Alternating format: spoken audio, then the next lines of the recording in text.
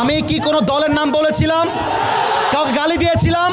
দাঁড়ান দাঁড়ান দাঁড়ান, আমার ভূমিকার কথা শুরু হয়েছিল 3.5 হাত মাটির কবর দিয়ে। যুবক ভাইরা বলো, আমি এতগুলো আয়াত বললাম।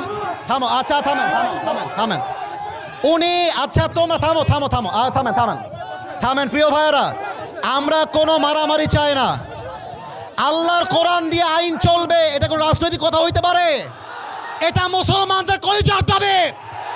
আগামী সংসদ চলবে কোরআন দিয়ে।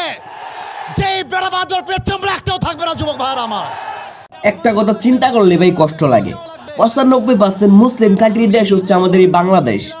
এই দেশের মধ্যে যদি ওয়াজ মাহফিল হয়, সেখানে যদি নেতারা বাধা দেয়, এটা কি মেনে নেওয়া যায়? মেনে নেওয়া যায় না। এই দেশের মধ্যে নেতা খেতে থাকুক, আমরা সবাই উগান্ডা চলে যাই।